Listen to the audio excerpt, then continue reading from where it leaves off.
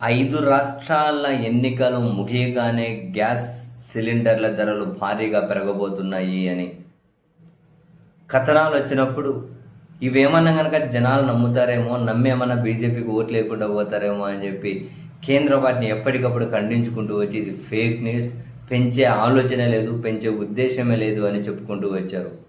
Scene cut చేస్తే తాజాగా commercial gas సిలిండర్లను ఏకంగా 993 రూపాయలు పెంచుతూ కేంద్రం నిర్ణయం తీసుకుంది.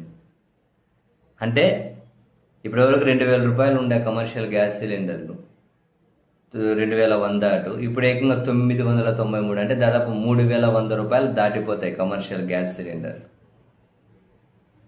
ఓ అబ్బా, 993 రూపాయలు ఒక సిలిండర్ మీద.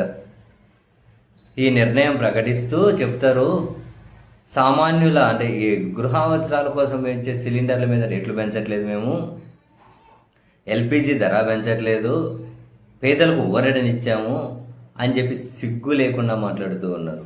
ఎస్, ఈ మాట అనడానికి సిగ్గుండాలి. ఇప్పటికే హోటళ్ళు ఈ యుద్ధ ఫలితం వల్ల సిలిండర్ల దొరక్క మూసేసుకున్నారు. బ్లాక్లో కొనుక్కునే పరిస్థితి ఉంది. మెనూ పెంచేశారు, అవి ఆ హోటల్ నడవట్లే, మెనూ పెంచేశారు. అండ్ సామాన్యులు హోటల్కి వెళ్ళాలన్నా భయపడుతూ ఉన్నారు. హోటళ్లలో పనిచేసే వాళ్ళని తీసేసుకున్నారు, చిన్న చితక వాళ్ళు మూసేసుకున్నారు. ఇప్పుడు కమర్షియల్ గ్యాస్ సిలిండర్లు పెరిగితే సామాన్యుల మీద దెబ్బ ఉండదా?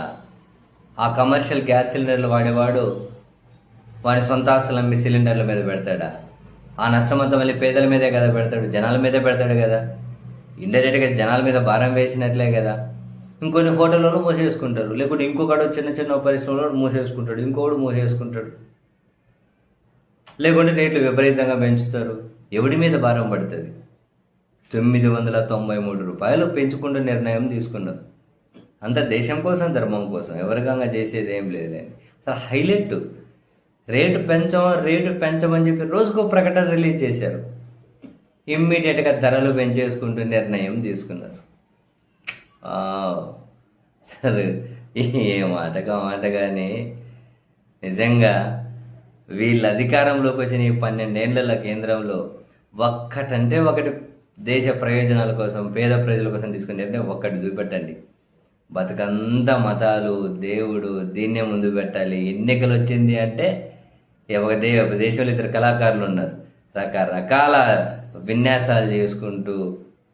కరెక్టేలేండి, దేశం కూడా ఇటువంటివి ఇంకా ప్రోత్సహించుకుంటూ వెళ్ళాలి. ఇటువంటివి ఇంకా పెరగాలి. నెక్స్ట్ మామూలు గృహ అవసరాలకు వాడే సిలిండర్లు దాన్ని పెంచండి.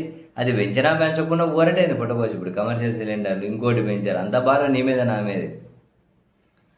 జనాలు నమ్మించడం కోసం ఇంటి అవసరాలు పెంచలేదు కదా, ఏదో సమర్థించుకునే కావాలి కదా కొంచెం వాట్సాప్ యూనివర్సిటీ బ్యాచ్లకి. నిజంగా 993 రూపాయలు పెంచారు ఒక సిలిండర్ మీద. ఓరే నీ పాస్.